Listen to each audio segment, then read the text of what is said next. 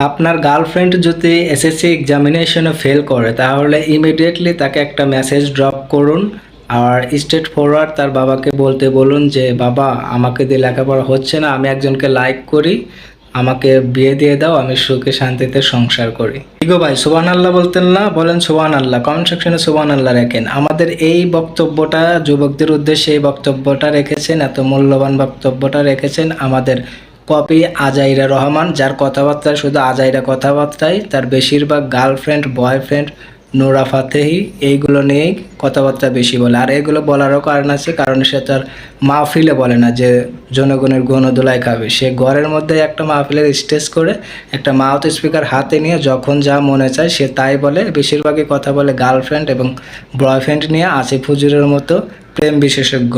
এ হচ্ছে প্রেম বিশেষজ্ঞ আর নোরা ফাতেহির খুব ভক্ত। আমার মাথায় একটা জিনিস ঢোকে না, এ যখন কথাবার্তা বলে একটু কি বিবেচনা করে কথা বলে না যে কোনটা বললে সঠিক হবে, কোনটা বললে সমাজের জন্য ভালো হবে, যুব সমাজের জন্য ভালো হবে? এ কি ঘাস পাতা খেয়ে কথা বলে?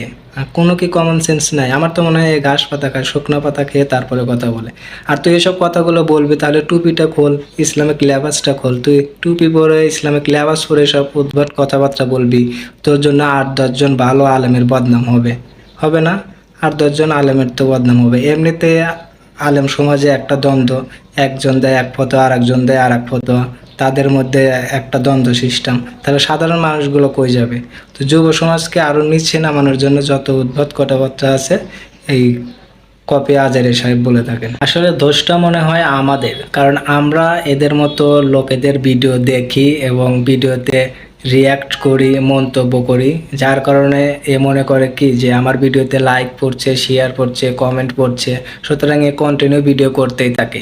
যদি আমরা এদের মতো লোকেদের যারা সমাজে বিভ্রান্তি ছড়ায় তাদের ভিডিও যদি দেখা বন্ধ করে দেয় এবং রিয়্যাক্ট না করি, তাহলে দেখবেন যে এরা অটোমেটিকলি আর ভিডিও করবে না। কারণ ভিডিওতে যদি কোনো রিয়্যাক্ট না থাকে, কোনো লাইক কমেন্ট না থাকে, তাহলে দেখবেন এরা এক সময় ভেঙে পড়ে, এরা এই ধরনের আর ভিডিও করবেই না। সুতরাং এদের মতো লোকেদের ভিডিও দেখা থেকে বন্ধ থাকুন এবং রিয়াকশন দেওয়া বন্ধ থাকুন।